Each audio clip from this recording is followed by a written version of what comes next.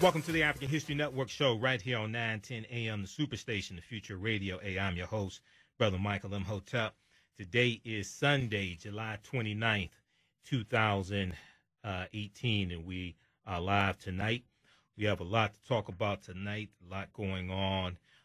Very, very busy week. Very, very, very, very busy news week also, okay? All right, so on tonight's show, we'll deal with a number of different topics here. We see another Stand Your Ground case coming out of Florida, coming out of the state of Florida. All right, and we'll talk some about that. You've been hearing about that, the case of Markeis McGlockton, who was shot and killed over a handicapped parking space after the white male who killed him was the aggressor.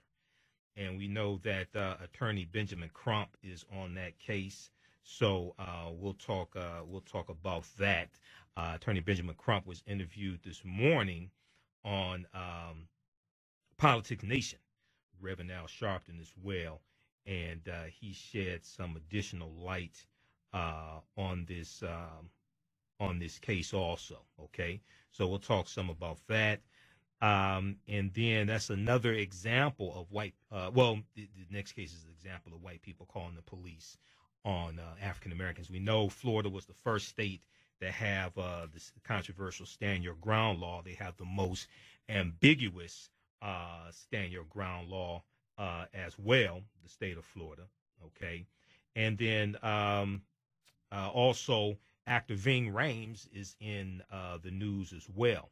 So we know that the Mission Impossible, the new Mission Impossible movie is coming out, and he was doing an interview, and he talked about how police were called on him. One of his white neighbors called the police and said that there was a large black man in the house, and said this person broke into the house. Turned out to be Ving Rhames, and Ving Rhames talked about how he had a 9mm handgun pointed at him, okay, by the police who showed up. Very interesting. Okay, if Ving Rhames is living in your neighborhood, you think you would know it, right? It's just crazy. All right. Okay, so we'll talk about that story as well. There's been a lot of talk about that. And then we have this other story. Now, last week I ran out of time. I did not get a chance to get to the story about nearly 100 black bodies. Nearly 100 black bodies have been found in a mass grave that were believed to be forced into labor after slavery. And this was in Sugar Land, Texas. Okay, nearly 100 black bodies forced into labor after slavery have been found in a mass grave in Sugar Land, Texas. All right. So I talked about this story. I did a Facebook Live broadcast dealing with this story. This deals with a lot of history. So we'll talk about that some as well. New York Times had a big article about that also. Okay, and then we have this story out of there's another story dealing with the NFL anthem protests, right? The NFL anthem protests, and we see that Dallas Cowboys owner Jerry Jones, who's a Donald Trump supporter, says his players will stand for the national anthem or be fined. His players will stand for the national anthem or be fined, okay? And the NFL, last week we talked briefly about the story where the NFL halts the national anthem policy after the Miami Dolphins were criticized for considering suspensions of players who protest. All right. Now, Donald Trump has denounced the decision. Donald Trump should stay out of this labor issue. He's still bitter because when he tried to buy a NFL team, he was blocked by the owners. Okay. But since then, we see that Malcolm Jenkins of the Super Bowl champion Philadelphia Eagles was interviewed on July 25th by Lester Holt on NBC News. Lester Holt on NBC News, and we see there was an article from July 27th from ESPN.com. Malcolm Jenkins calls Jerry Jones a bully for Cowboys anthem policy. Malcolm Jenkins calls Jerry Jones a bully for Cowboys anthem policy. All right. We've also seen Dak Prescott, who's come out in support, who's the quarterback for the Dallas Cowboys, and he agrees with the Dallas Cowboys policy of standing for the national anthem. Okay. And he basically said that he doesn't think that during the game or during the national anthem is the time to protest. And he said basically that the protesting takes away from the joy that the game brings people. Just totally back. Now, he's African American. He's totally brainwashed. Okay, buying into this nonsense. We're going to break this down because if he has a Michael Bennett moment like Michael Bennett had with the police in Las Vegas, where they had him on the ground and pointed a gun at his head and threatened to blow his head off, okay, he'll probably change his tune. And it was a really good interview that Lester Holt did with Malcolm Jenkins on July 25th, also for NBC News as well. So we'll talk some about that also. Okay. All right. And then the other story I didn't get a chance to really get to last week was African-American farmers have sued a soybean seed company, claiming that they were sold fake soybean seeds with the intent of stealing their land. Claiming that they were sold fake soybean seeds with the intent of stealing their land. Okay. And there is a history of African Americans having our land stolen from us. In the 1920s, basically, we own 15 million acres of land. Okay, and today it's only about 1 million acres of land. And there's a number of different ways the land was stolen. Part of it is through white terrorism, and many African Americans just being ran out of the South. Okay, because of white terrorism. And then this is one of the reasons why so many of us fled the South during the Great Migration of 1915 to about 1970 or so. Between 5 to 6 million African Americans are going to leave the South. Some of us just totally willing on our own. Some of us are fleeing white terrorism, and we leave our land behind. Okay, so we have to understand this history. Okay. Those watching on YouTube, if the sound is choppy, I don't know why. Let me try to refresh the screen, see if it fixes it.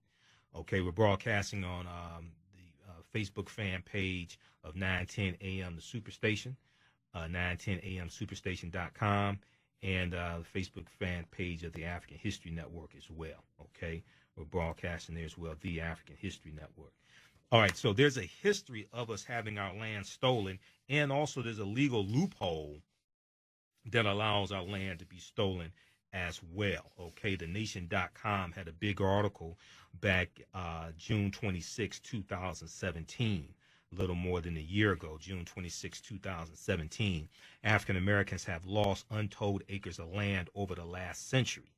An obscure legal loophole is often to blame. Okay. So this deals with the land theft. So when we talk about African Americans only 1.2% of the wealth in this country, there are historical reasons why. It's not because we didn't know how to invest money. It's not because we didn't know how to save money. It's not because we were lazy, because who worked harder than the slave for 246 years? Who worked harder than the sharecropper? Who worked harder than somebody who was sentenced to the convict leasing system from 1865 to 1928? Okay, so we're dealing with white terrorism of African Americans. We're dealing with the theft, basically, of about 14 million acres of land. And we're dealing with African Americans being left out of massive land giveaways, like the Homestead Act of 1862, which gave away 250 million acres of land for over 100 years. The last allotment was given out in 1988, 80 acres of land in Alaska. The last claim was filed in 1976. And we look at 45 million acres of land given out in 1866 and afterwards. The Southern Homestead Act of 1866, which was the year after the Civil War ends. We deal with the Dawes Allotment Act, DAWES, 138 million acres of land redistributed. 2/3 goes to white people. Okay, so there's history behind this. Unfortunately, so many people don't understand history, and that's on purpose. Okay, so we'll talk some about that as well. And then lastly, this past, I think it was Thursday, July 27th, was a very significant date. We know that it was July 27th, 2016, that Donald Trump said, Russia, if you're listening, please try to find Hillary Clinton's 30,000 emails, one, okay. Two, July 27th, 1974, the House of Representatives began the impeachment process of one Richard Nixon. July 27th, 1974. So we're going to talk about that history of the House of Representatives beginning the impeachment process of Richard Nixon, and how history repeats itself. Okay. Now on the African History Network, we focus on educating, empowering, and inspiring people of African descent throughout the diaspora and around the world, because right now it corrects wrong behavior.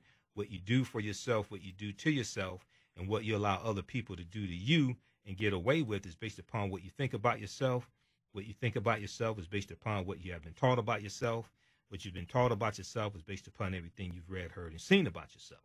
So when you control the radius of a man's thoughts, you control the circumference of his actions, because the mind can't do or teach what it doesn't know. Now, we deal with a number of different topics here on the show. We deal with current events and history and politics, education, economic empowerment, entrepreneurship, relationships, love, sex, health issues, and much, much more. Sign up for our email newsletter. Text the word KEMET, K-E-M-E-T. Text the word KEMET, K-E-M-E-T, to 22828 to sign up for our email newsletter. Also go to our website, AfricanHistoryNetwork.com, AfricanHistoryNetwork.com, to sign up for our email newsletter as well, okay? And those in San Diego, I'll be in San Diego Friday, August 10th through Sunday, August 12th for the Return of the Gods, the Real Family Reunion. I'll be there with Professor Kabahaya Watha Kamene, and be there with Sarak the MC and Queen Afua, and a number of other different people as well. Visit our website, AfricanHistoryNetwork.com, AfricanHistoryNetwork.com. We have the information there also, okay, AfricanHistoryNetwork.com. All right. I know we're coming up here on the break in a few minutes. Let's jump into this.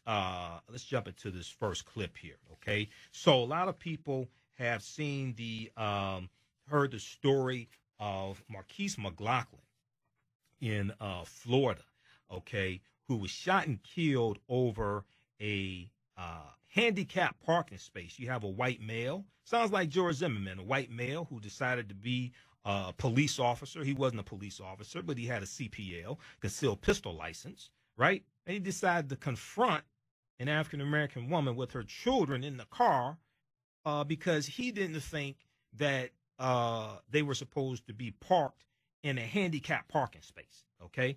Let's go to this clip here. This is Attorney Benjamin Crump.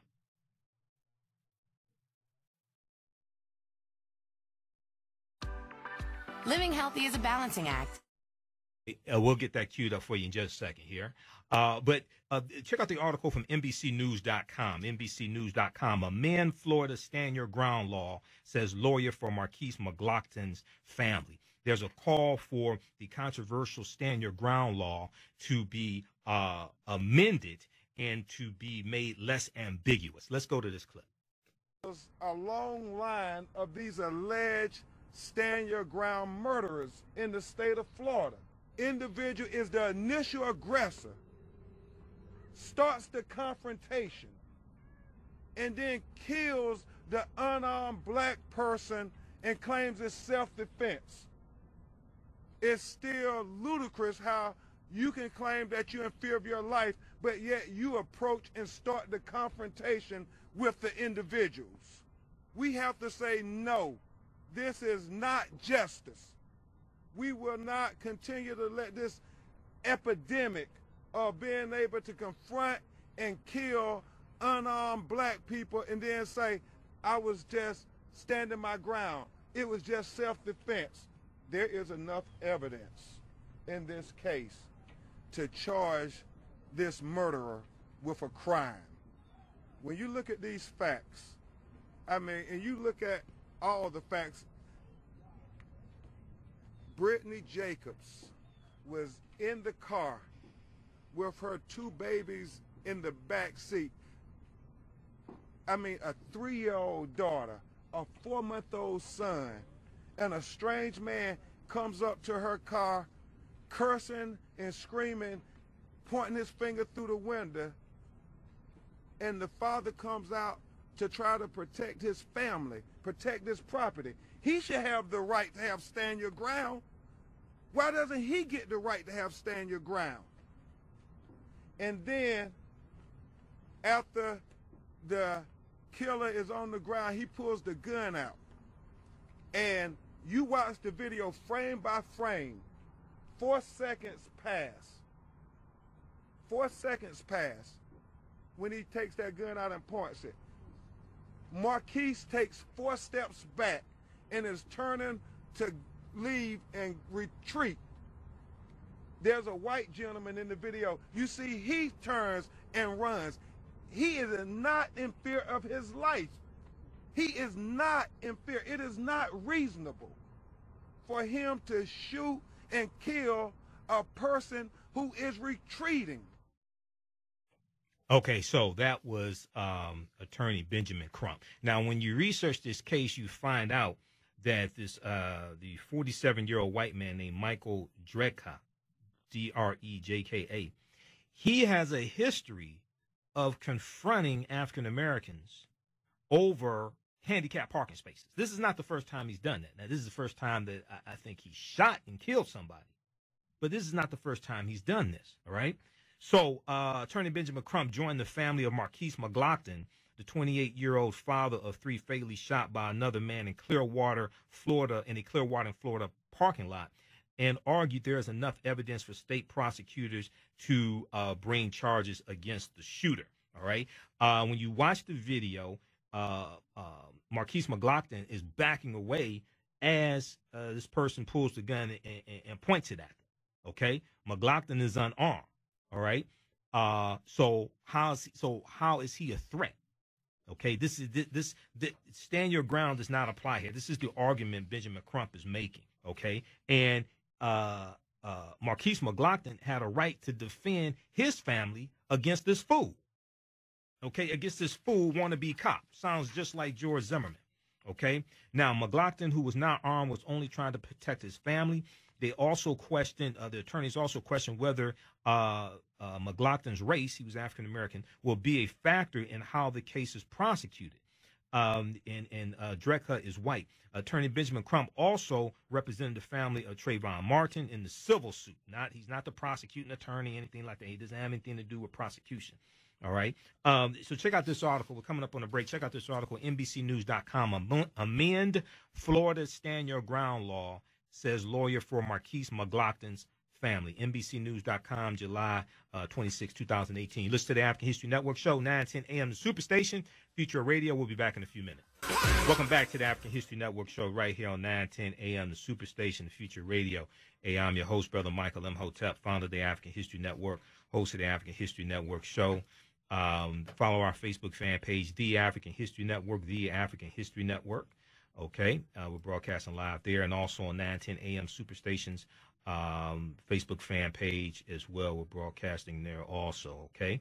And we have a special promotion on the online courses that I teach dealing with history. We have the 10 online course bundle pack. They're all on demand.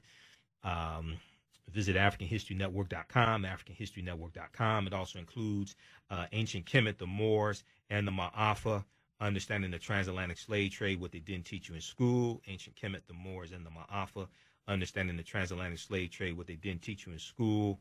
This is a 14-hour, 7-session online course.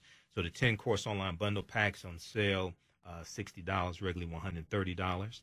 And it also includes African American resistance in the era of Donald Trump, voter suppression, reparations, and how elections have consequences, and great African women in history, the mothers of civilization. Okay, those are just a few of the online courses there in the bundle pack. All right, and they're all on demand also. AfricanHistoryNetwork.com.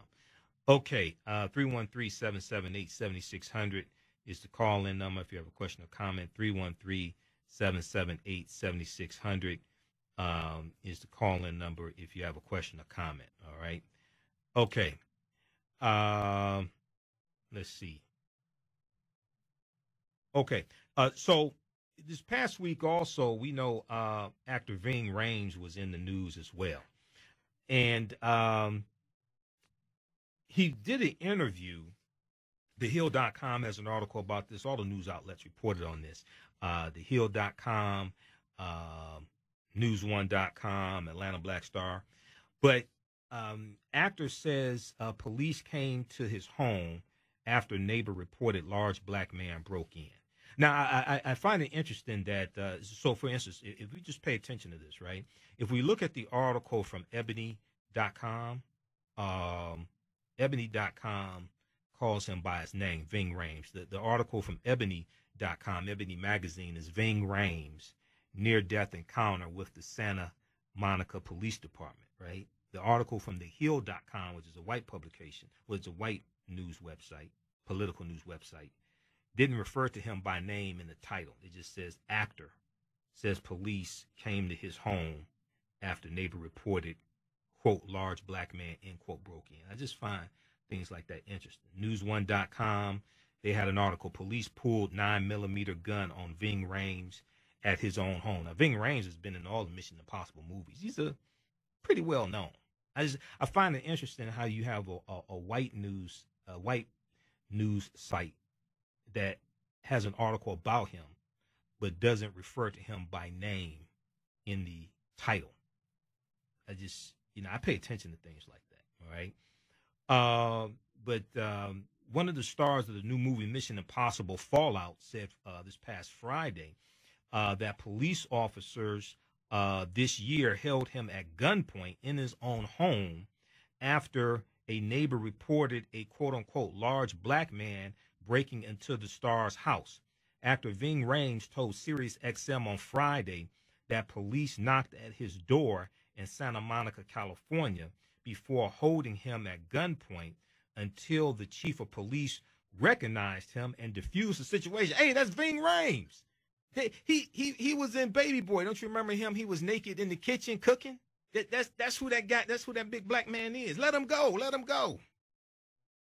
Now, Ving Rhames said during a radio interview, quote, "This is the God's honest truth. This happened this year, 2018. I opened the door and there is a red dot pointed at my face from a 9mm, and they say, put up your hands, quote unquote, put up your hands." So Ving Rhames added that the officers apologized for the situation after recognizing him and even providing him with the address of the woman who supplied the complaint. I wonder if they asked for an autograph. Mr. Rhames, can we have your autograph, please, sir? So when confronted, but now I didn't know police. I didn't know police could give you the address of the person who filed the complaint. I didn't know they could do that. Maybe it's just because it's Ving Rhames they did that, okay? But he said the officers apologized for the situation after recognizing him and even providing him with the address of the woman who supplied the complaint. When confronted by Ving Rhames and police, the woman denied calling in the report, okay, Ving Rhames said. Now, he questioned what would have occurred if his teenage son had answered the door instead of him, hypothetically holding a video game controller that police could mistake for a weapon, could mistake for a gun. We saw a strange black man in the house with what we thought was a gun. It looked like a gun. Oh, but it's not a gun. He's unarmed, okay? So he said, quote, "What if it was my son and he had a video game remote or something and you thought it was a gun? I don't know. Just like Trayvon Martin had a bag of Skittles." Okay, he was on Sirius XM's Clay Kane show, Kane. And we remember Trayvon Martin was killed by George Zimmerman in Florida in 2012, Sanford, Florida. Another white boy wannabe police officer, right? Although George Zimmerman claimed self-defense under Florida law, the Stand Your Ground law, Trayvon Martin reportedly only carrying items such as Skittles and iced tea at the time of his death. Now, earlier this year, protesters shut down streets in California after police killed an African-American man named Stephon Clark. We talked about that here on the show. In his grandmother's backyard following a chase. Officers in the police video can be heard yelling that Stephon Clark was armed, but police only recovered a cell phone after he was shot and killed. Oops. We thought he had a gun. We feared for our lives. We thought he had a gun. So we opened fire and killed him. Oh, he didn't have a gun. So the 22-year-old's death sparked protests calling for police reform as well, okay? Check out that article from thehill.com. Actor says police came to his home after neighbor reported large black man broke in. Oh, it's a big bald-headed black man in that house, okay? How you know the big bald-headed black man didn't live there? Or are you trying to say no big bald-headed black man live in your neighborhood? Is that what you're really trying to say? Okay, maybe he was the butler. Did you ever stop to think that?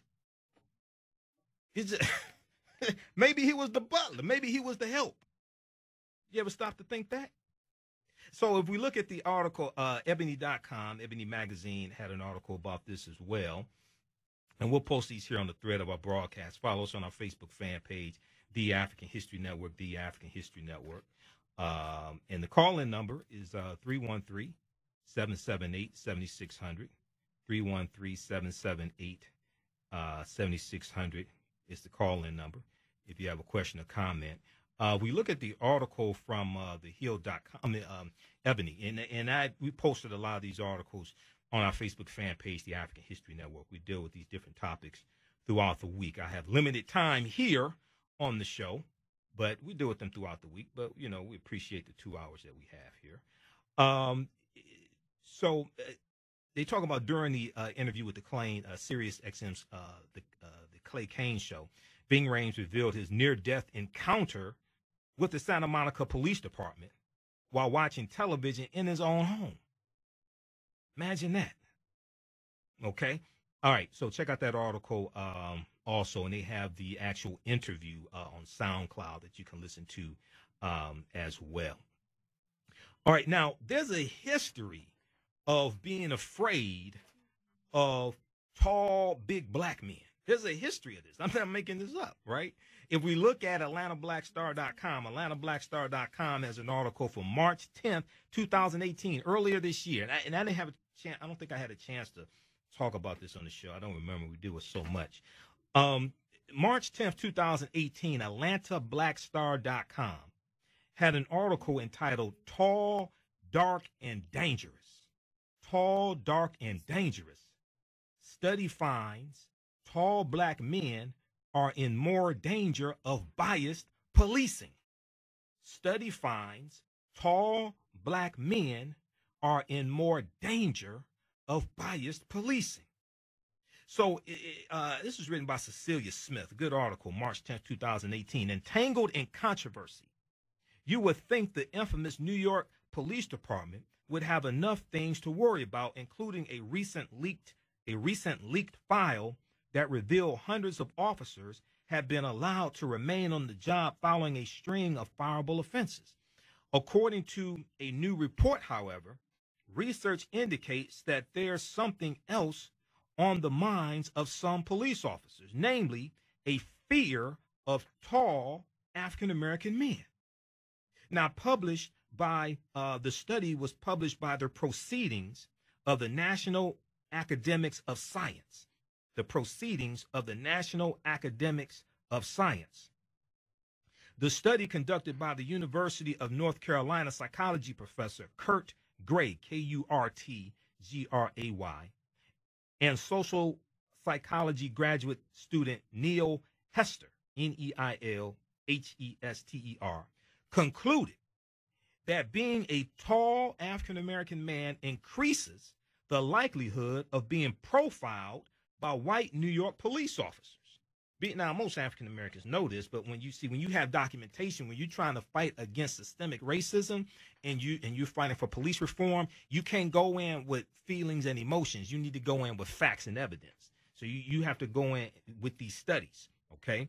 Now, according to this study, young black men are stereotyped as threatening, which can have grave consequences for interactions with police. Okay. And once again, name of this article, this is from AtlantaBlackStar.com. AtlantaBlackStar.com. It's entitled Tall, Dark, and Dangerous. Study finds tall black men are in more danger of biased policing.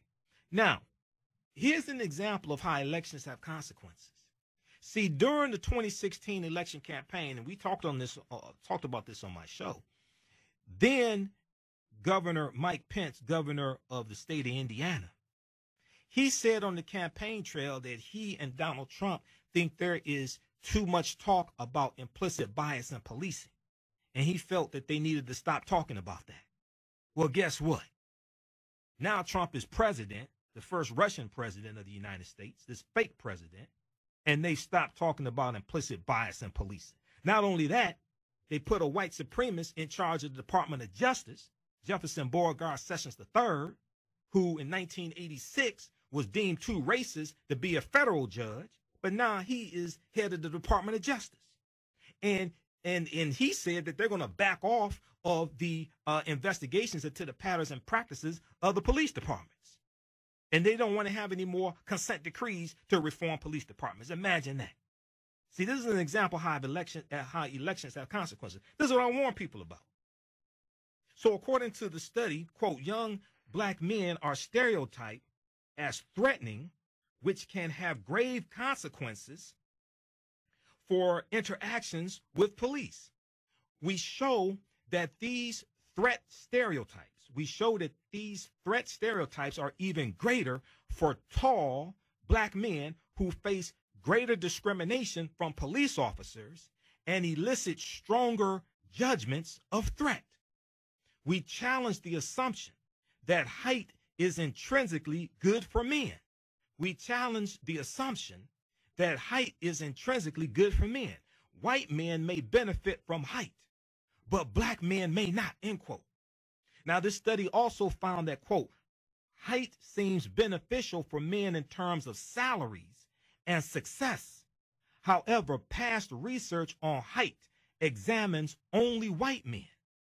For black men, height may be more costly than beneficial, primarily signaling threat rather than competence. Primarily signaling threat rather than competence. 3 studies reveal the downsides of height in black men. Now, many people don't even know these studies exist. 3 studies reveal the downsides of height in black men, end quote. And so the article from Atlanta Black Star goes on to say, and if perception is everything, simply being perceived as quote unquote more threatening can unfortunately have deadly consequences for those on the receiving end of such stereotypes, as seen in the case of Tamir Rice, in which now Tamir Rice was 12 years old, but the prosecutor said he appeared to be 20 years old. Now, Tamir Rice was 12 years old and weighed 195 pounds, okay? He was immediately deemed older than he actually was. He was immediately deemed as a threat. Now, black boys in particular are at greater risk of facing dire consequences when placed in such scenarios.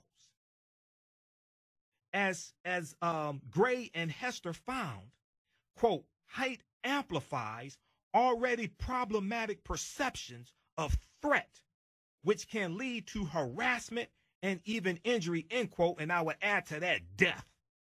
Now, the New York Police Department has long struggled to overcome such accusations, bolstered in part by complaints from within their own ranks, in which black detectives filed a lawsuit claiming that race often played a factor in being denied promotions, an issue that retired Detective John McCollum, M-C-O-L-L-M-U-M, M-C-C-O-L-L-M-U-M.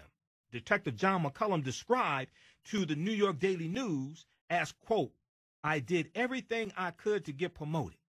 I watched countless white detectives from my class move up in rank, but not me.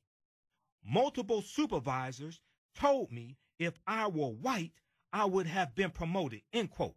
Multiple supervisors told me if I were white, I would have been promoted, end quote. Black New Yorkers have also found themselves on the receiving end of such bias, thanks in part to the New York City Police Department's notorious stop and frisk policies that have disproportionately affected Black and Latino residents. These are the same stop and frisk policies that Traitor-in-Chief Donald Trump, the first Russian president of the United States, said he would bring back, even though it was ruled unconstitutional by a federal judge. But who cares about the law? He doesn't. Who cares about the law? It's obvious he doesn't. As a New York Civil Liberties Union report found, in the first quarter of 2017 alone, residents were stopped 2,862 times. First quarter 2017, residents were stopped 2,862 times. Of those numbers, quote, 1,892 were totally innocent, which is 66%. And 1,618 were African American or Black, 57%. Now, what's interesting is that Donald Trump is not calling for stop and frisk in communities that are ravaged by opioid addiction and heroin overdoses, and the crime that follows. He's not calling for stop and frisk in white neighborhoods. He's calling for it in African American communities. I don't understand why. I can't figure it out. Okay, so check out the rest of this article, right? Once again, tall, dark, and dangerous. Study finds tall Black men are in more danger of biased policing. Okay, well, there's a long history of this. Now, February 8th, 1914, right, 114 years ago, February 8th, 1914, the New York Times had a huge story. It was called "Negro Cocaine Fiends Are a New Southern Menace." You've heard me talk about this before. This isn't new for any of our listeners here to the African History Network show. Negro cocaine fiends are a new Southern menace. If you look at the article from thenation.com, January 29th, 2014, okay, 100 years ago, basically right around the 100-year anniversary, okay, of this huge article from the New York Times. Name of this article from thenation.com by Carl L. Hart, C-A-R-L, Hart, H-A-R-T, is entitled "How the Myth of the Negro Cocaine Fiend Helped Shape American Drug Policy." Because cocaine was legal in the U.S. Cocaine until black men started snorting cocaine. All of a sudden, do police now have to carry a .45 caliber handgun because a .38 caliber handgun is not powerful enough to kill a Negro high on cocaine?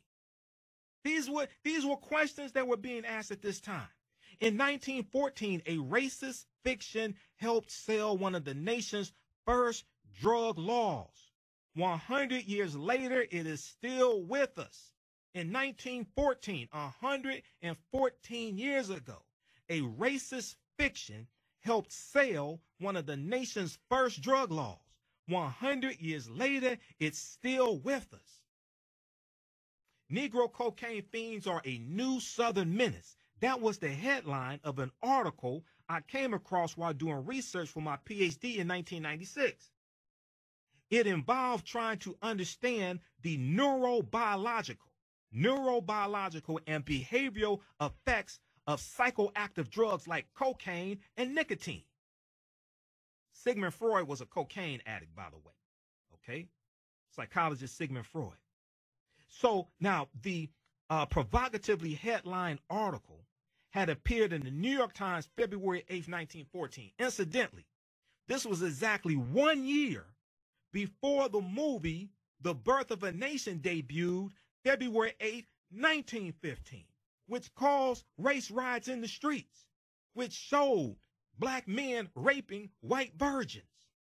This movie rejuvenated the Ku Klux Klan, which had pretty much died out by 1915, because 1915 was the 50th year anniversary of the end of the Civil War, which ended officially June 2nd, 1865, and the 50th anniversary of the founding of the Ku Klux Klan, founded December 24th, 1865, Christmas Eve, in Pulaski, Tennessee. So by 1915, you know, a lot of these Civil War veterans and a lot of these Confederate veterans, a lot of them had died out. So the Ku Klux Klan had pretty much died out. It wasn't completely dead. It had pretty much died out by 1915. Oh, but this movie rejuvenated the Ku Klux Klan because the Klan were the heroes of the movie. Not only was the Ku Klux Klan the hero of the movie The Birth of a Nation, which was a fictitious movie, by the way. See, people ask the question, oh, what can we learn from the film Black Panther? How can the film Black Panther have any significance? Have you studied the significance that the film The Birth of a Nation had to this country? And The Birth of a Nation was a fictitious movie that took place during slavery, the Civil War, and that period of time after the Civil War, 1865 to 1877, called Reconstruction. The movie takes place in Piedmont, South Carolina. South Carolina was the first state to secede from the Union, December 20th, 1860. And the Civil War is declared starts April 12th, 1861 of the following year. Do you even understand what you're talking about? So this article goes on to say, I was surprised by the title. Once again, the title, this is New York Times. 1914, Negro cocaine fiends are a new Southern menace. I was surprised by the title, although I knew it was once acceptable to print such blatantly racist words in respectable papers.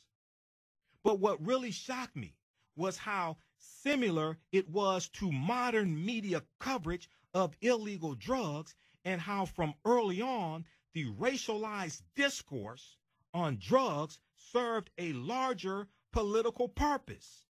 The racialized discourse on drugs served a larger political purpose. See, the first drug laws in this country go back to 1875 in California. These were the anti-opium laws because Chinese men were using opium. Now, as long as white people were using opium, it wasn't a problem. But when Chinese men start using opium, now all of a sudden people are afraid. What will these Chinese men do when they're high on opium? Will they try to rape white women? So you'll find that cannabis was legal in this country, no problem. But you study Harry J. Anslinger. Harry J. Anslinger was the first chairman of the National Narcotics Commission. And Harry J. Anslinger lied in his testimony in front of Congress in 1937. Because Harry J. Anslinger said that white women crave black men sexually when they're high on marijuana. This is why marijuana is illegal today. As long as white people were using marijuana, it wasn't a problem. But now you have black men using marijuana. He talked about how it was Filipinos, it was Mexicans, it was Negroes, and jazz singers who were using marijuana. This is history. And this is why you have these laws today. When you study the history of marijuana, we'll come to the phone lines in just a minute. 313-778-7600. 313-778-7600. When you study the history of drug laws in this country, as long as white people were using the drugs, it was not a problem. When other people start using the drugs, now all of a sudden, now we got to have these laws and we got to outlaw all this stuff. Now it's a problem. So I was surprised by the title, although I knew it was once acceptable to print such blatantly racist words in respectable papers. But what really shocked me was how similar it was to modern media coverage of illegal drugs, and how from early on the racialized discourse on drugs served a larger political purpose. The author, a distinguished physician, wrote, quote, "The Negro fiend imagines that he hears people taunting and abusing him, and this often incites homicidal attacks upon innocent and unsuspecting victims. And he continued, the deadly accuracy, quote, the deadly accuracy of the cocaine user has become axiomatic in Southern police circles. The record of the cocaine N-word, they actually published this in the New York Times, 1914, okay? They said cocaine N-word, but they ain't say N-word. Near Asheville, who dropped 5 men dead in their attacks using only one cartridge for each, offers evidence that is sufficiently convincing. So they're talking about this case where this African-American man killed 5 people, okay? And they're saying he was high on cocaine when he did it. So cocaine, in other words, so the article goes on to say, cocaine, in other words, made black men uniquely murderous and better marksmen. But that wasn't all. It also produced, quote, a resistance to the knockdown effects of fatal wounds. It also produced a resistance to the knockdown effects of fatal wounds. Bullets fired into vital parts that would drop a sane man in his tracks failed to check the fiend, end quote. This was in this article from the New York Times, February 8th, 1914. And I read the article, okay? And what happened was I was doing research late one night, and I saw a video from on AtlantaBlackStar.com's website that dealt with the history of drug laws. So I watched the video. They talked about this article from the New York Times in the video. So I went and Googled the article. But because it's 100 years ago, I had to get a digital subscription to the New York Times to gain access to this 100-year-old article, and I read it. This is deep, and this is the year before the movie The Birth of a Nation came out. This is 2 years after Harriet Tubman died. Well, 1914 is the year after Harriet Tubman died. She died in 1915, and that's the year before Booker T. Washington died in 1915, and that's 1914 is 2 years before the Honorable Marcus Mosiah Garvey comes to the U.S. He comes in 1916. Preposterous.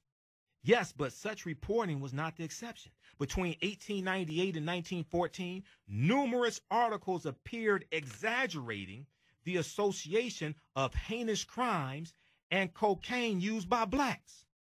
Between 1898, 2 years after Plessy versus Ferguson, Supreme Court decision, separate but equal, 1890, that was 1896. Between 1898 and 1914, numerous articles appeared exaggerating the association of heinous crimes and cocaine used by blacks. In some cases, suspicion of cocaine intoxication by blacks was reason enough to justify lynchings. In some cases, suspicion. They didn't give him a drug test. They just suspected he was high on cocaine.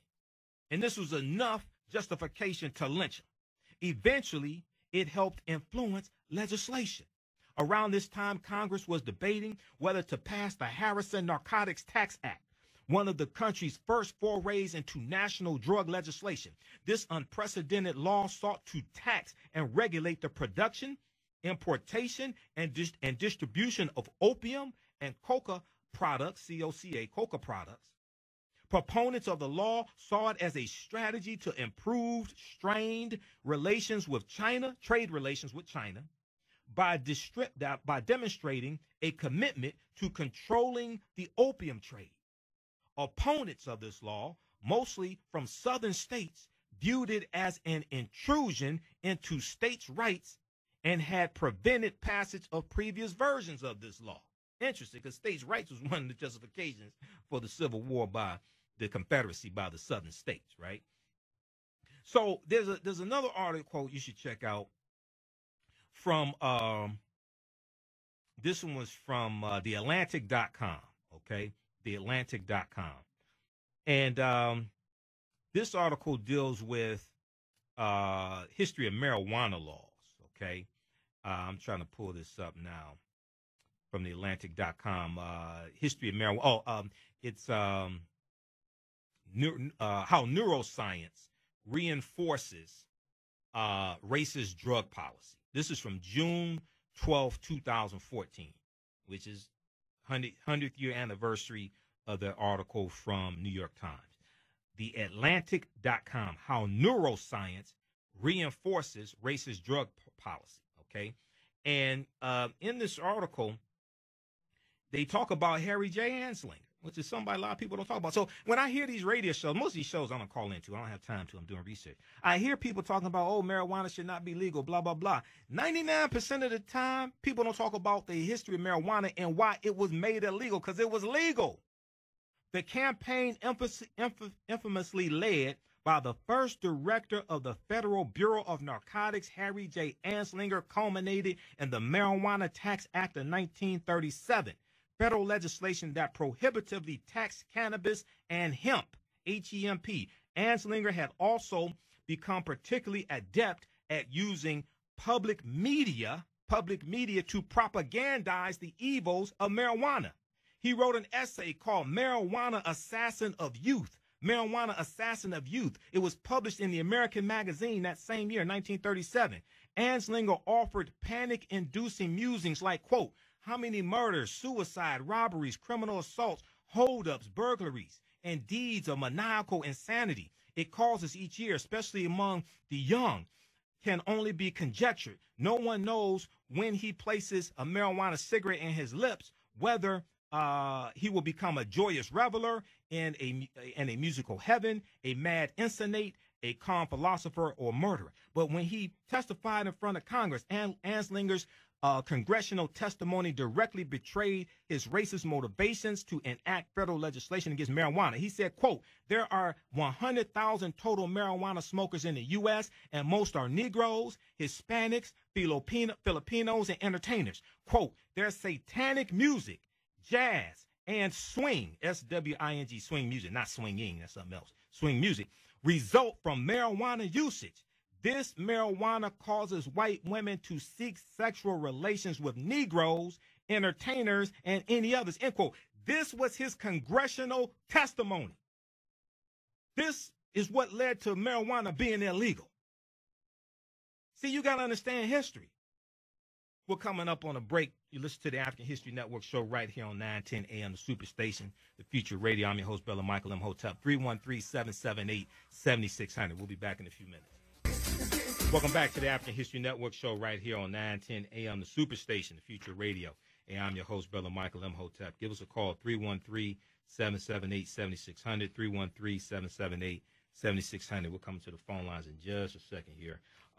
Visit our website, AfricanHistoryNetwork.com, AfricanHistoryNetwork.com, okay? You can order all of my DVD lectures there. You could donate to the African History Network there if you'd like this type of information. You can donate to the African History Network that helps us stay on the air, keep doing the research, keep broadcasting. Also, you can donate at paypal.me, paypal.me/the AHN show, and paypal.me/the AHN show. And also at our website, you can order my DVD lectures. We have my online courses that are on demand there. We have that 10-course online bundle pack. It's on sale $60, regularly $130. You can watch from around the world. It includes understanding the transatlantic slave trade, what they didn't teach you in school. It includes great African women in history, the mothers of civilization. Also, it includes the online class I did, how Richard Nixon's war on drugs was a war on the African-American community, how Richard Nixon's war on drugs was a war on the African-American community. In that online class, I deal with a lot of this history, dealing with the history of drug laws and the history of the war on drugs. Richard Nixon declared his war on drugs June 17th, 1971. June 17th, 1971, Richard Nixon declared his war on drugs, okay? All right. Also, check out this article here from the American Psychological Association. These are all articles in my archives, right? American Psychological Association, March 6, 2014. Black boys viewed as older, less innocent than whites, research finds. This is not opinion. This is based upon the research. Black boys viewed as older, less innocent than whites, research finds. And on when Melissa Harris Perry had her show on MSNBC, she had Dr. Philip Atiba Goff on the show, who was the one who did this study. And she had him on talking about this. Black boys as young as 10 years old may not be viewed in the same light of childhood innocence as their white peers, but are instead more likely to be mistaken as older. Tamir Rice, he was 12. They said he looked 20. As older, be perceived as guilty, and face police violence if accused of a crime, according to new research published by the American Psychological Association. Okay, Dr. Philip Atiba Goff is the author of this study. He's from the University of California, Los Angeles. He said, quote, children in most societies are considered to be a distinct group with characteristics such as innocence and the need for protection. Our research found that black boys can be seen as responsible for their actions at an age when white boys still benefit from the assumption that children are essentially innocent, end quote. Okay, check out this article as well. American Psychological Association, March 6, 2014. Black boys viewed as older, less innocent than whites, research finds. Okay, let's go to the phone lines. Let's go to Olympia, line 1. Thanks for holding. Sorry for the delay. Tell us where you're calling from, Olympia. I'm calling from South Carolina. Okay, South Carolina, first state to secede from the Union. Oh, man. All right. Yeah. How you doing? Okay. I'm good. How are you? All right. Go ahead with your question or comment. I just have a question. A lot of time when this possible solution is proposed, people automatically shut it down and say, well, we can't do that, or how will we do that? But I just want to know, what are your thoughts on black people? I mean, we've been dealing with this issue, with these issues of racism and racially motivated violence for so long. What are your thoughts on segregation as a possible solution to us having a peaceful existence and being safe and not being in an environment where our lives are constantly being threatened? You said segregation? Yes. What is segregation? Because if you study the history of segregation, us having our own safe space, our own hospitals, our own land, our own schools, our own infrastructure that we create for ourselves, where we don't have to be around people who target us, who hate us, and who continually abuse, use, disrespect, and murder us. Well, when you study the history of segregation in this country, we were still dealing with white terrorism. We were still dealing with white supremacy. In the 1920s, when we owned 15 million acres of land and we had like 900,000 farms, we were still dealing with white terrorism. It was white terrorism that ran a lot of African Americans out of the South, up north, and out west during the Great Migration. So what's the solution? Well, number one, first of all, we have to understand remove ourselves from this environment and create our own. Creating your own is one thing, okay? Also, you have to be able to protect your own, but you have to understand white supremacy and racism, what it is and how it works. 2, 3, we have to, we cannot become living examples of the same stereotypes we're trying to fight against. Because what this does is criminalizes you. When you deal, for instance, if you we have to stop financing our own dehumanizations. For instance, if you look at the article from thinkprogress.org, and I talk about this article a lot, it's from March of 2015. It's called How News Outlets Help Convince You That Most Criminals Are Black. How news outlets convince you that most criminals are black.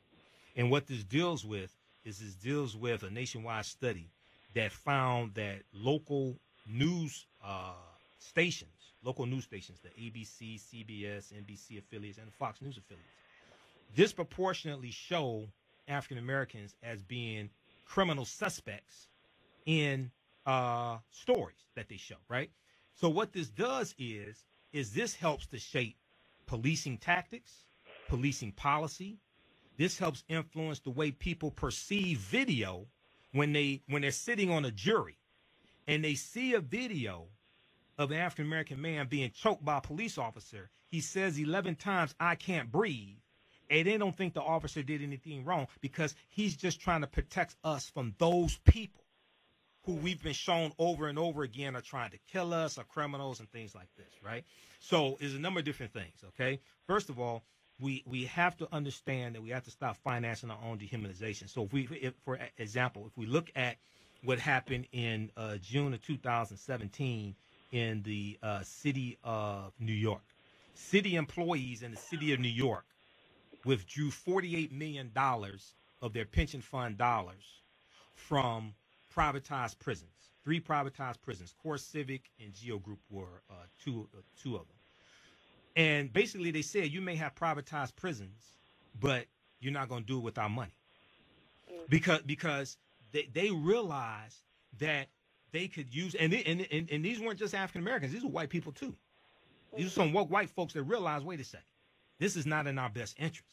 Okay, so there's a number of different things that we have to do. Yeah, I'm all for having our own. I'm all for having our own businesses, things like that. We've done that historically. Okay, and it was white terrorism that destroyed a lot of it. Okay, so we have to understand that history. We have to understand the need to have our own, the need to protect it as well, but also the history has to correctly be taught. See, because most African Americans don't even know African American history. Most African Americans can't tell you when the Civil War was fought, don't know why the Civil War was fought. Most white people don't know this. You got a lot of white people thinking that the Civil War was fought because of states' rights. This is why in South Carolina, okay, in 2015, they removed what they thought was the Confederate flag from the state's capital, right? Yes. Okay, that's not even the Confederate flag. Did you know that? No, I didn't actually. That's not the Confederate flag. There were 3 flags that flew over the Confederate States of America from 1861 to 1865. That flag that was on the General Lee car in the Dukes of Hazzard, right? Yes. General Lee, who was the car named after? It was named after General Robert E. Lee, who was a white supremacist slave owner from Virginia who took up arms against the Union. Okay, this is who the car on the Dukes of Hazzard TV show is named after, General Lee. That flag that's on the General Lee car was the Confederate battle flag of Northern Virginia under General Robert E. Lee's army. That flag's not even the Confederate flag. These white supremacists running around flying that flag, talking about my great-great-granddaddy fought for this flag and everything. No, he didn't, most likely. There were 3 flags that flew over the Confederate States of America from 1861 to 1865. That flag was never one of them. People don't understand history. So August 12th, 2017, in Charlottesville, Virginia, you had these 12 white supremacist organizations called Unite the Right. They claimed they were fighting to preserve a Confederate statue dedicated to General Robert E. Lee. If they actually understood the history of General Robert E. Lee, he was against having Confederate statues. He was against having Confederate monuments after the Civil War ended. He was asked numerous times to come to a dedication of a statue to him and things like this. He declined.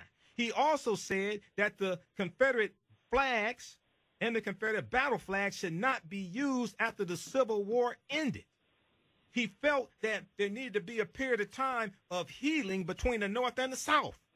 So you got this white supremacist out here trying to save a statue dedicated to a Confederate, quote-unquote, hero who didn't want a statue.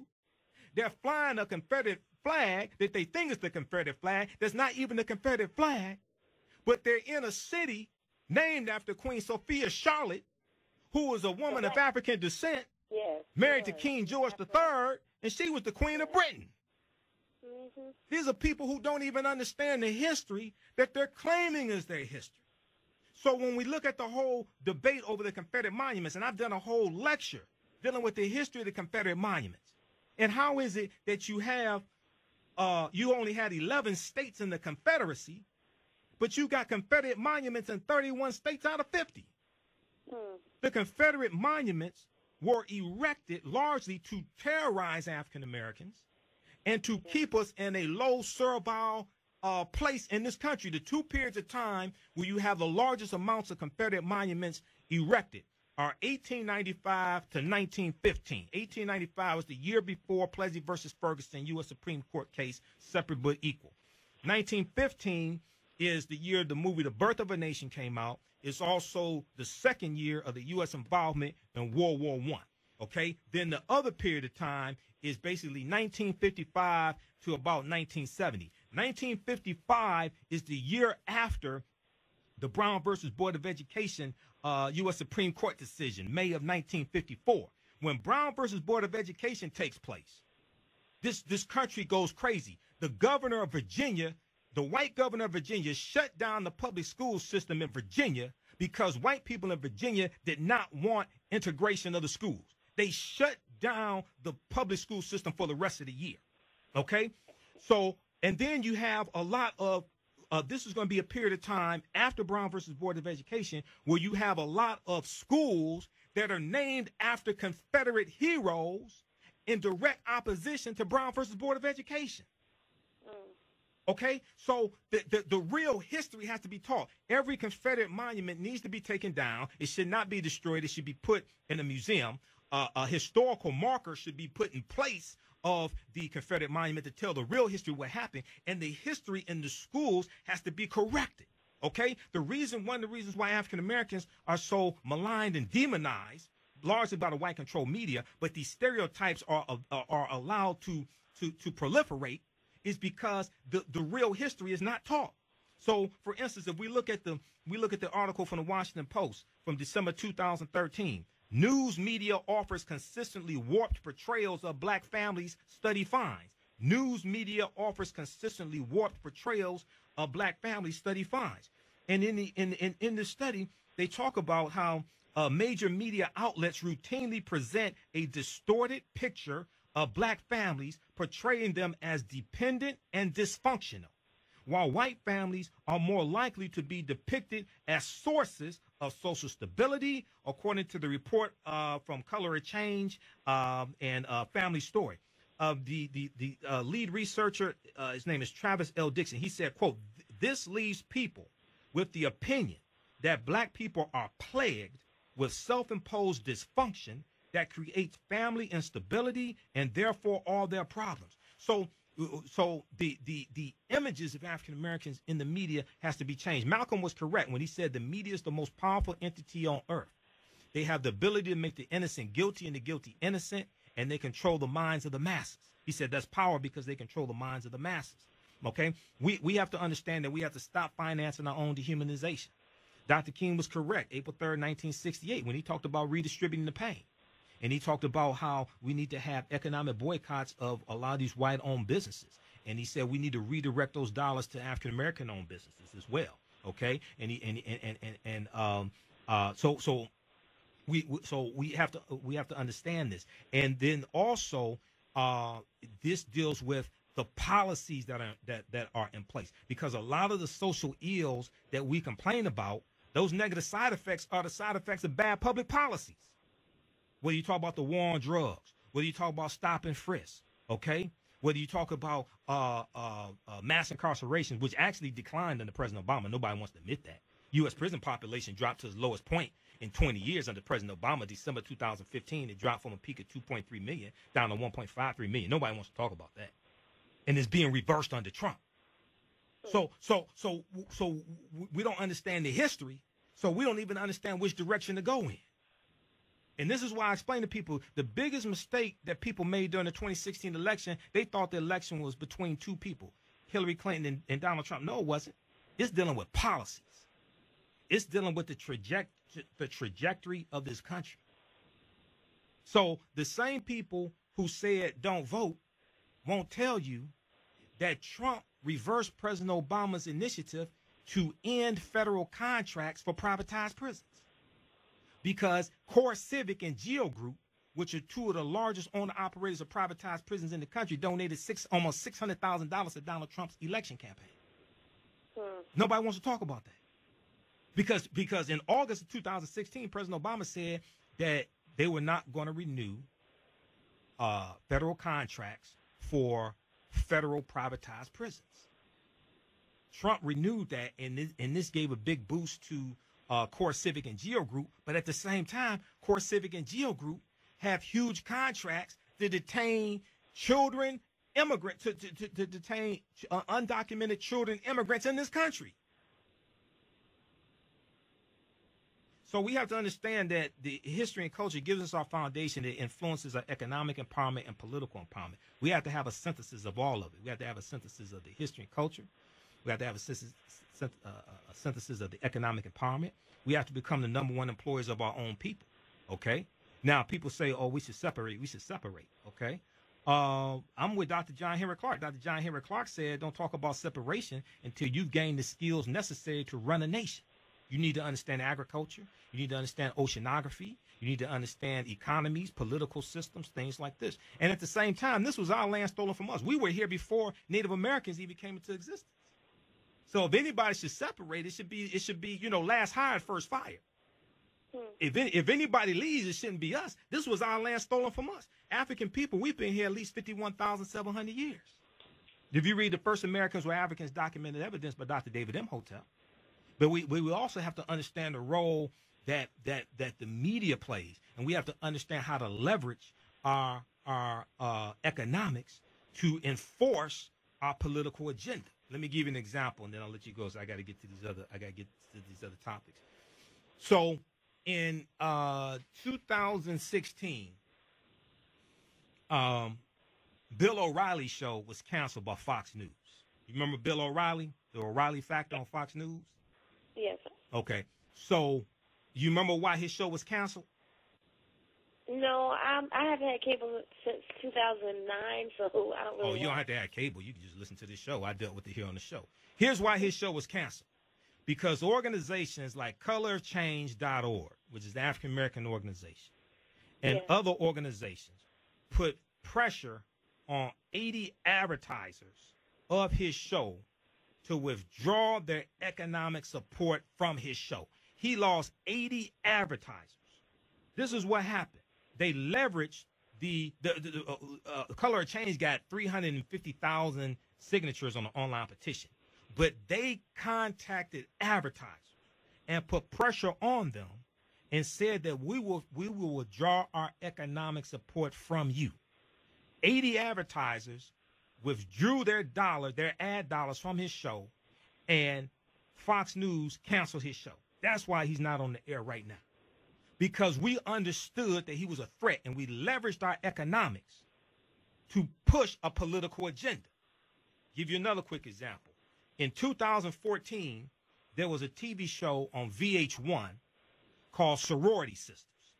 And many African-American women in sororities thought it negatively depicted African-American females who were members of sororities. So what did they do? They ain't just sit back and smack their lips and work their necks. What they did was they contacted advertisers.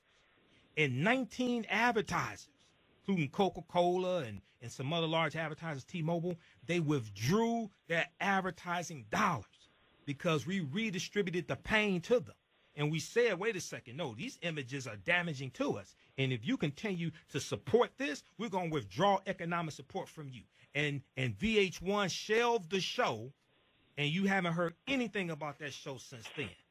Okay, so we have to understand these concepts of redistributing the pain and weaponizing our dollars and using our economics to push political agendas. Okay, we gotta go. Did you have another comment?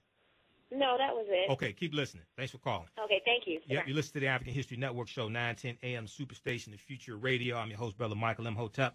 AfricanHistoryNetwork.com. AfricanHistoryNetwork.com.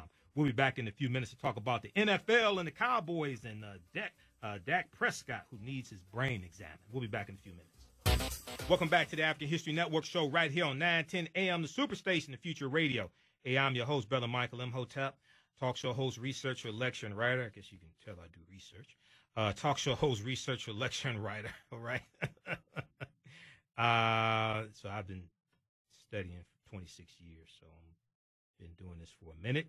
Hey, you can listen to the audio podcast of the African History Network show at AfricanHistoryNetwork.com. AfricanHistoryNetwork.com. We are on at least 6 different podcast platforms. We're on Blog Talk Radio, blogtalkradio.com.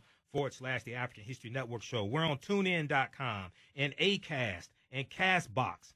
Our podcasts are also on FM Player as well. Okay, so we're on 6 and iTunes. We're on 6 different podcasting platforms, at least 6 different that I know of. Those are 6 that I know of right now. Okay, I think there's some more as well. All right. 313-778-7600 is the call-in number if you have a question or comment. Now, if you like this type of information, once again, you could donate to the African History Network if you like. That helps us to keep doing the research, stay on the air, pay the bills, etc. When I have to travel, that helps pay for travel expenses, paypal.me/the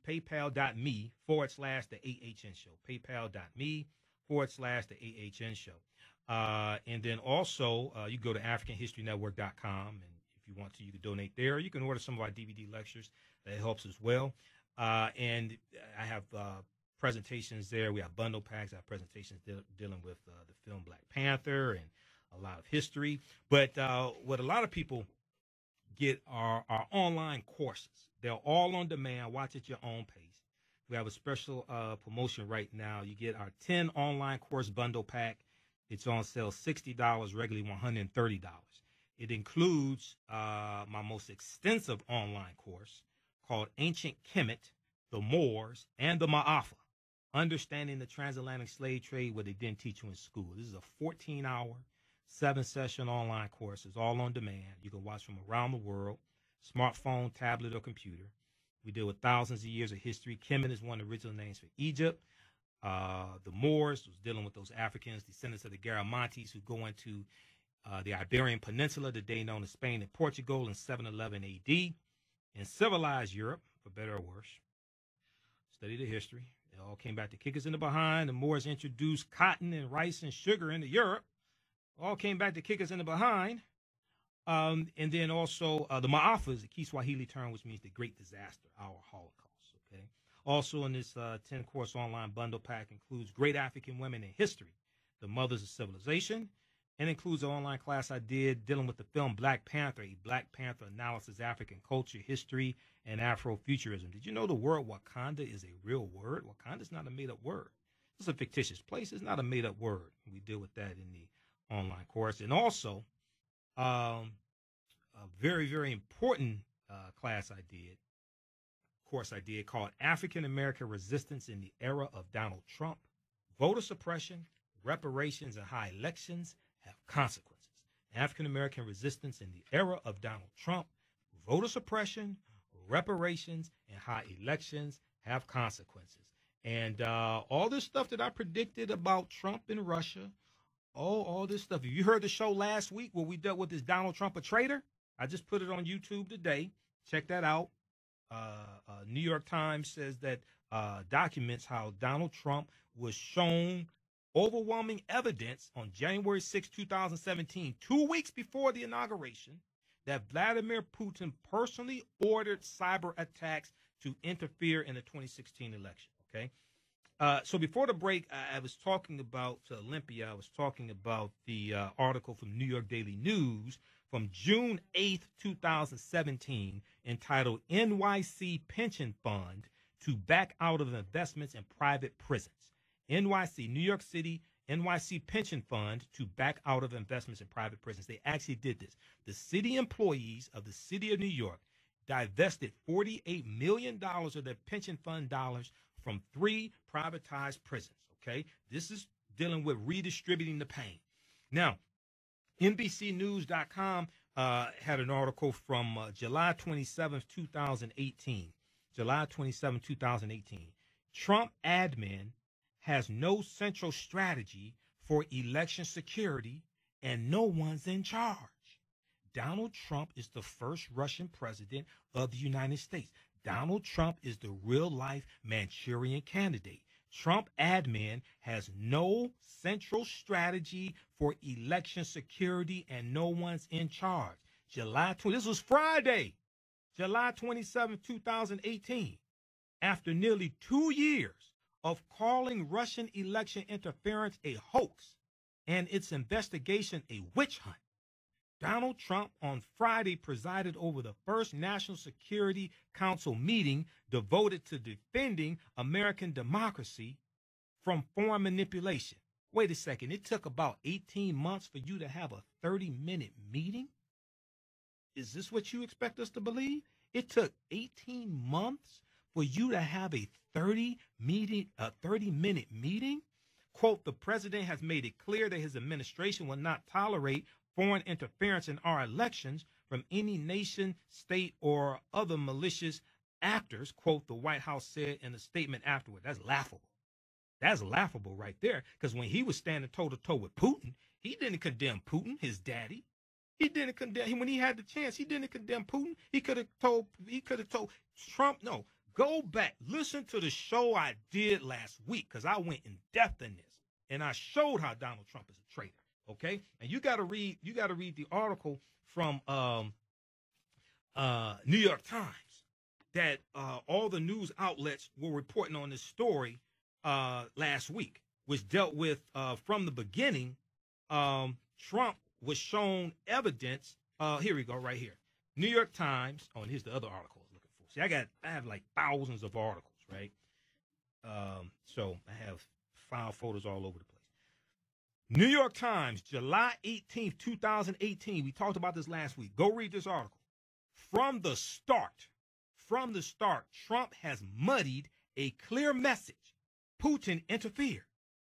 2 weeks before his inauguration, Donald J. Trump was shown highly classified intelligence indicating that President Vladimir V. Putin of Russia had personally ordered complex cyber attacks to sway the 2016 American election.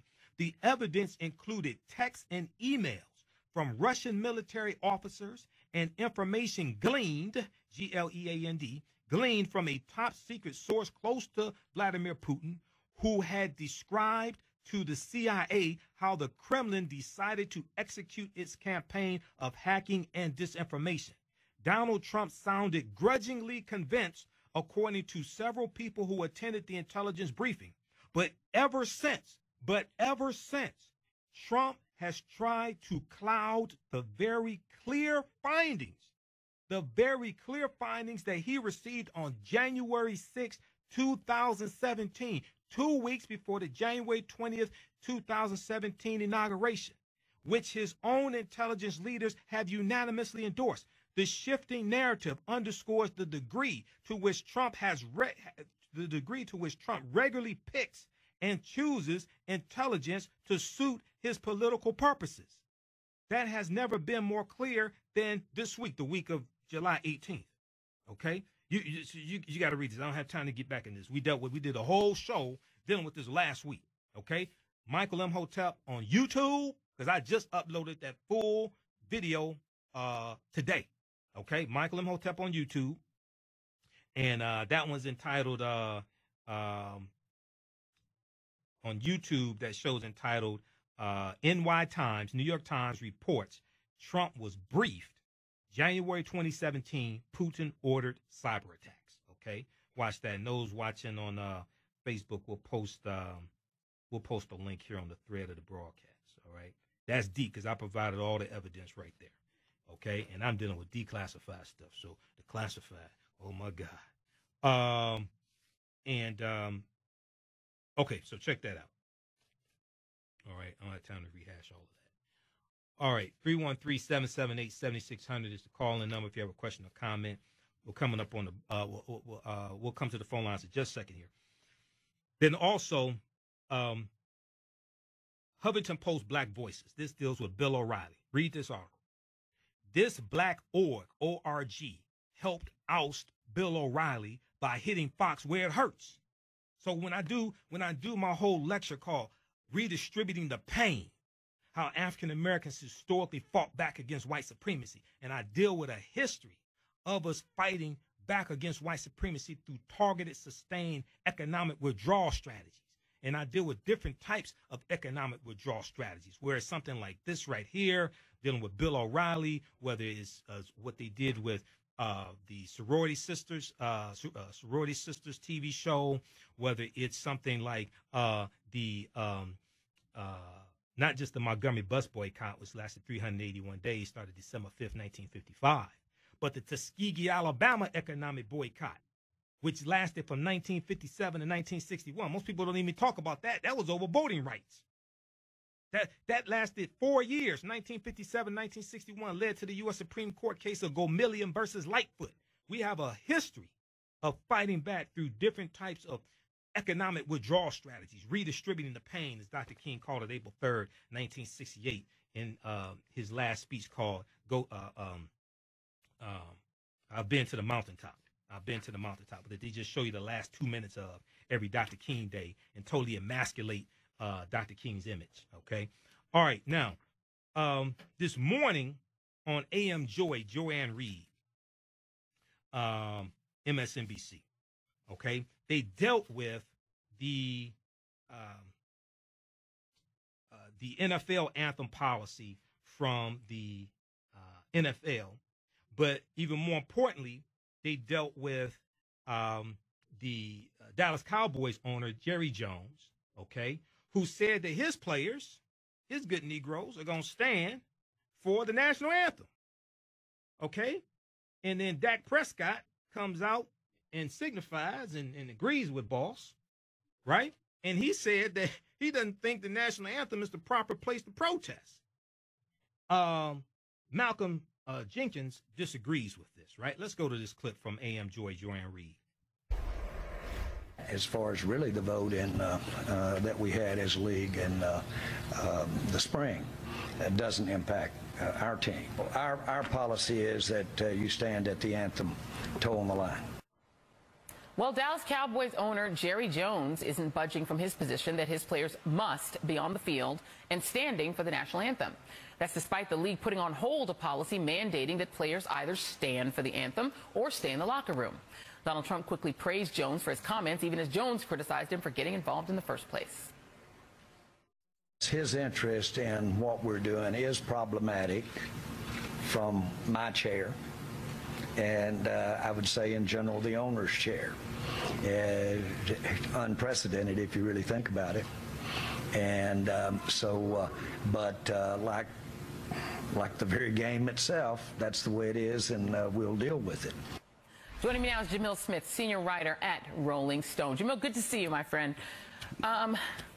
Let's start with, I want to start, before we get to Jerry Jones and this policy that he implemented, I have to play for you one of the members of the Dallas Cowboys, the quarterback, Dak Prescott, talking about his attitude toward protesting the anthem, and get your thoughts. No, I never protest. I never protest during the anthem, and I don't think that's the time or the venue to do so. The game of football has always brought me such a peace, and I think it does the same for a lot of people. A lot of people playing the game, a lot of people watching the game, a lot of people that have any impact of the game. So when you bring such a controversy to the stadium, to the field, to the game, it takes away. It takes away from that. It takes away from the joy and to the love that football brings a lot of people. You know, Jamil, I think a lot of people anticipated that, you know, the Dallas Cowboys, if they're being ordered to do it, are probably going to do it. These people's livelihoods are on the line. I think it may be surprising to some people that some of the players affirmatively want to go, that they're not being forced. Right. I think that, you know, what Dak Prescott is saying here is that I would like to be a Dallas Cowboy, right. You know, beyond my rookie contract. And I think that that's really all you can really take from that. I think there are a lot of black players, especially in the civil rights era, that were basically positioned to detract or distract from the activism of their colleagues. And I think we have another example here. I think actually I'm more alarmed by what Ezekiel Elliott said, the running back, when he said that this is America's team and that we don't do that. And America's team is not some kind of moniker that was conferred upon them by God or by some kind of legislation.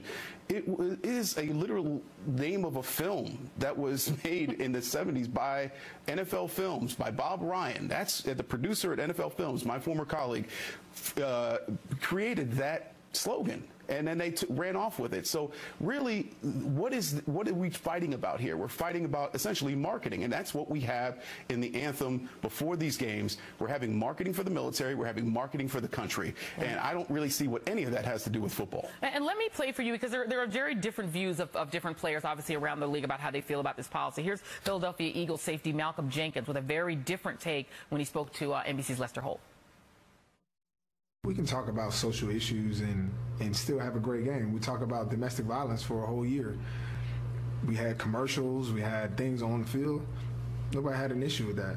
We talk about breast cancer for a whole month every year. We wear pink on the field, we do dedications, we have the moms out there before the game. No issues with that. When we start talking about black issues and issues of race, now all of a sudden we just want football. We don't want all the extra stuff. We just want to watch the game. Can't have it both ways. No, you can't. And people are not trying to have it both ways right now. Yahoo Finance, Jamil, has an article out in January on a survey in which 32 people said they stopped watching or attending NFL games in support of Donald Trump. 22% said they stopped watching in solidarity with players kneeling. 12% said they stopped watching in support of Colin Kaepernick. This is actually affecting even whether people watch the game. Is there a likelihood that you're going to see a lot of people start to boycott? Well, I think that that's certainly possible. It's certainly on the left. You've heard a lot of noise about people continuing to boycott the league, considering the fact that Colin Kaepernick and Eric Reid, his former 49ers teammate who joined him in kneeling at the beginning, both do not have jobs at this point. And Eric Reid actually visited the Cincinnati Bengals on a free agent visit and was told essentially, that he wasn't welcome, essentially, because he was unwilling to promise not to protest. And I think what Malcolm Jenkins is saying there is making a really interesting point, is that breast cancer is something that we can all agree exists. Unfortunately, racial injustice in this country is not something that everyone agrees exists.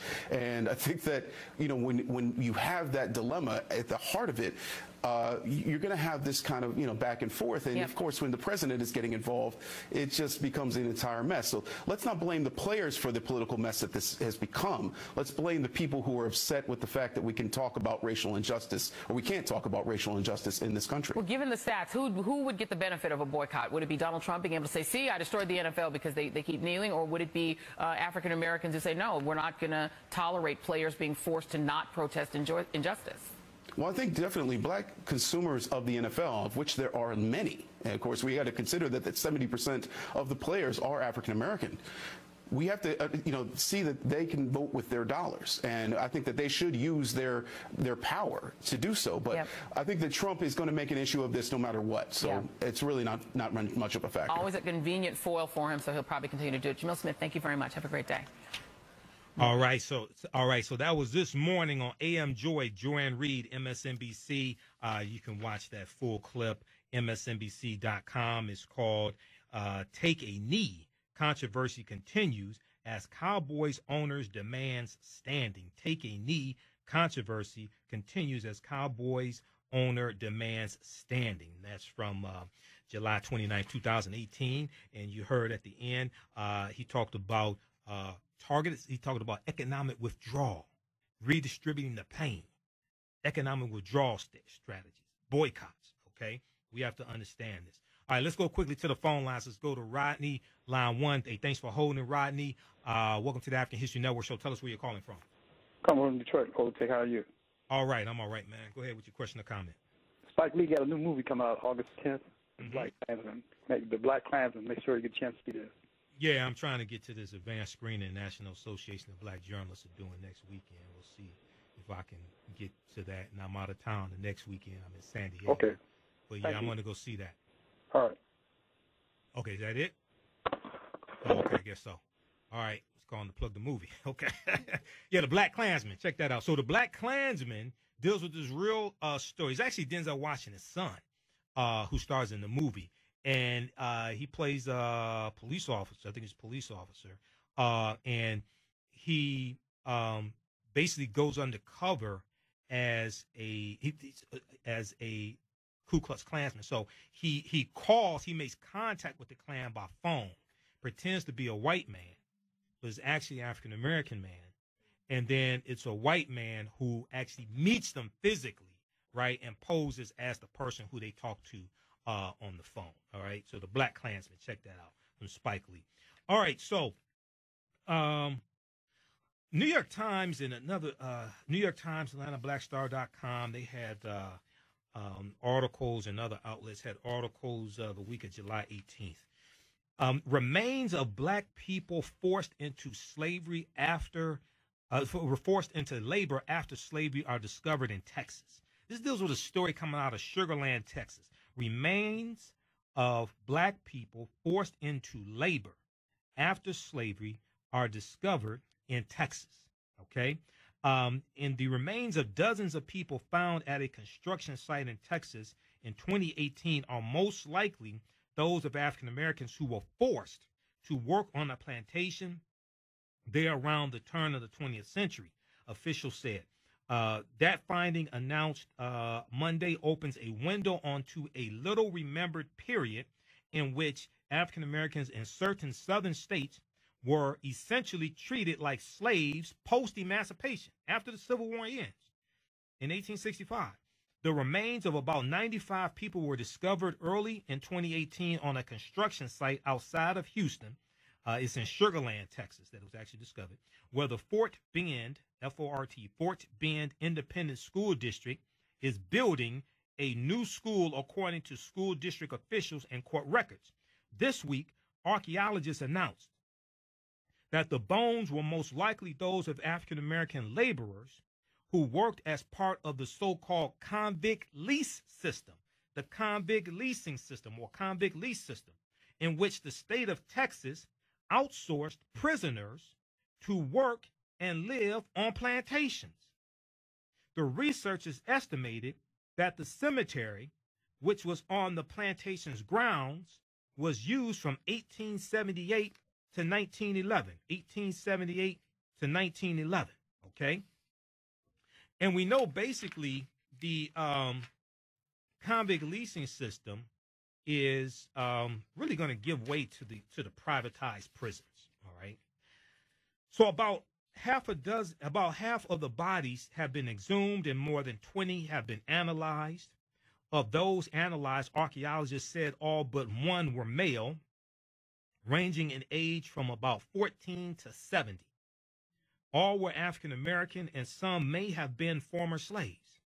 It is rare to discover an African American cemetery from this time period, but rarer still to find a grave site of black prisoners from the convict lease era, said Ken Brown, who is a professor at the University of Houston who specializes in African American archaeology. He said, quote, "You have a chance to study what the actual bone material has to say about what life was like. We know it was crappy. We know it was tough. But what impact does all of that have on the body?" Okay?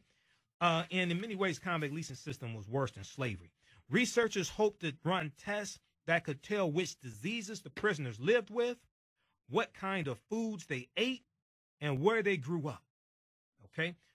So read the rest of that article. It's from New York Times. Remains of black people forced into labor after slavery are discovered in Texas. I did an extensive video about this. It's on our Facebook fan page, The African History Network. Click on videos.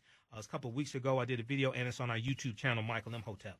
Read the article from PBS.org, Public Broadcasting System. PBS.org, dealing with convict leasing. It's called convict leasing. Convict leasing. After the Civil War, the South's economy, society, and government were in shambles. Southern state governments struggled to raise money to repair damaged infrastructure and to support new expenses, such as universal public education. The prison problem was especially challenging, as most of the prisons have been destroyed during the Civil War. So the convict leasing system is going to take the place of the prisons. Previously, African-American slaves had been subjected to the punishments at the hands of their owners, with government ineffectiveness and an increase in both white and black lawlessness. The problem of where and how to house convicts was significant. Well, to the rescue comes the convict leasing system. They figured that out. Imagine that. Okay, so check that out. Convict leasing, pbs.org, all right? And watch the video that I did. I went in depth into this, okay? All right. Now, you had this other story dealing with African-American farmers. And I did an extensive video dealing with this also, okay? It's on YouTube, Michael Imhotep on YouTube, and also on Facebook, the African History Network on Facebook as well. Okay, so this dealt with African-American farmers who are claiming that they were sold bad seed from a soybean company, okay? AtlantaBlackStar.com has an article, Black Memphis Farmers. This is in Memphis, Tennessee. Black Memphis farmers were deliberately sold bad seed in scheme to put them out of business. July 11th, 2018, AtlantaBlackStar.com and RawStory.com. RawStory.com has the article. This is the first article I saw, actually, from RawStory.com.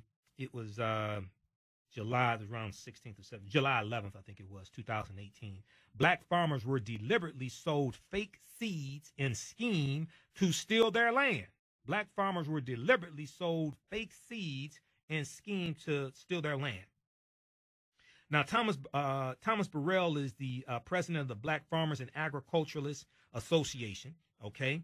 And black farmers in the Mid-South region surrounding Memphis use science to uncover a multi-million-dollar scheme to put them out of business and steal their farmland, as WMC News reported on Tuesday. At the Mid-South Farm and Gin Show, G-I-N, Gin Show, in March of 2017, African-American farmers believe that the Stein Seed Company, S-T-I-N-E, the Stein Seed Company, purposefully sold them fake seeds. Thomas Burrell, president of the Black Farmers and Agriculturalists Association, explained how black farmers were receiving 1/10 of the yield as their white neighbors. He said, quote, Mother Nature does not discriminate. It doesn't rain on white farms, but not black farms. Insects don't only attack black farmers' land. Why is it then that white farmers are buying Stein seed and their yield is 60, 70, 80, and 100 bushels of soybeans, and black farmers who are using the exact same equipment with the exact same land, all of a sudden your seeds are coming up 5, 6, and 7 bushels, end quote. The results were so stark, resulting in millions of dollars in losses. Millions of dollars in losses. The farmers took their seeds for something. Now pay attention to this. The farmers took their seeds for scientific testing by experts at Mississippi State University. The test revealed that the black farmers had not been given the quality, quote unquote, certified Stein seeds for which they had paid their money for. Thomas Burrell, president of the Black Farmers and Agriculturalists Association, suggested a land grab. A land grab was the ultimate motivation of the perpetrators. He said, quote, all we have to do is look at here. All we have to do is look at here. 80 years ago, you had 1 million black farmers. Today, you have less than 5,000. 80 years ago, you had 1 million African-American farmers. Today, you have less than 5,000. What happened to their land? It didn't evaporate. These individuals didn't buy 16 million acres of land just to let it lay idle. The sons and daughters, the heirs of black farmers want to farm, just like the sons and daughters of white farmers, end quote. He went on to say, so we have to acknowledge that racism is the motivation here. Now, the farmers have filed a class action lawsuit in United States District Court for the Western Division in Memphis. A state legislator is also seeking an investigation into the scheme. Tennessee Representative G.A. Hardway, Democrat from Memphis, vowed state government would investigate, quote, issues which have negatively impacted our black farmers, end quote. Representative Hardway said, quote, we will explore the avenues, whether it's civil, whether it's criminal, dealing with fraud, end quote. One farmer victimized, his name is David Hall, explained why he had paid extra money for high-quality seeds. David Hall said, quote, we bought nearly $90,000 worth of seed. It's been known to produce high yield, so you expect it when you pay the money for it to produce the high yields, end quote. The farmers, quote unquote, were effectively duped. Thomas Burrell told WREG TV, the farmers were, quote unquote, effectively duped. Quote, it's a double whammy for these farmers. It accelerates their demise, and effectively it puts them out of business, end quote. By the way, it was President Obama who paid the black farmers their settlement money when they sued the U.S. government. Just in case y'all forgot about that. Nobody wants to talk about that. Read the rest of this article here. The Myron Stein Seed Company said in the statement, quote, the lawsuit against Stein Seed Company is without merit, in fact, unsupportable. Stein takes seriously any allegations of unlawful, improper, or discriminatory conduct and is disturbed by the baseless allegations leveled against the company, and they go on. Read this article, rawstory.com. Black farmers were deliberately sold fake seeds, quote unquote, fake seeds in scheme to steal their land. And then the huge article from thenation.com from June 26, 2017 ties in this. You have to watch the video I did because I went deep into this history. African Americans have lost untold acres of land over the last century, okay? And this deals with how we went from owning about 15 million acres of land to only about 1 million acres of land, okay? And what happened to that? And an obscure legal loophole is often to blame. White terrorism was often to blame as well, because many of us were ran off of our land in the South as well, okay? Check out this article here from history.com. We didn't have a chance to get to this. We'll get to this next week. House begins impeachment of Nixon. House begins impeachment of Nixon. It was on July 27, 1974, the House Judiciary Committee recommends that America's 37th president, Richard Milhouse Nixon, be impeached and removed from office. The impeachment proceedings resulted from a series of political scandals involving the Nixon administration that came to be collectively known as Watergate. The Watergate scandal first came to light following the break-in on June 17, 1972. At the Democratic Party's national headquarters in the Watergate apartment hotel complex in Washington, D.C. And it took 2 years and 2 months for Nixon to resign from office, which he did August 9th, 1974. So this investigation into Trump, this is about, 16, 17 months old. You've got a large number of indictments. You got some guilty pleas. Oh, it's going to be hot. And watch, it's going to be a hot August. Because the Department of Justice normally does not file charges 2 months before a national election. November 6, 2018, which means basically September 6, 2018 is the cutoff point. So really, August, you're going to probably see a lot of indictments come down on August. All right, we got to get out of here. Thanks for listening to the African History Network. So visit our website, AfricanHistoryNetwork.com. You can donate to the African History Network there, or paypal.me/the AHN show. You can order our DVD lectures there, sign up for the online courses that I teach. They're all on demand. You can read my articles there. Listen to the audio podcast of our shows at AfricanHistoryNetwork.com as well. And I'll be in San Diego August 10th through the 12th for Return to Gods. We have the information at our website, AfricanHistoryNetwork.com. We have to get out here and make way for Pastor Mo. Remember, at the African History Network show, we focus on educating, empowering, and inspiring people of African descent throughout the diaspora and around the world, because right now, it's correct wrong behavior is not over till we win. Wakanda forever. We'll talk to you next time. Peace.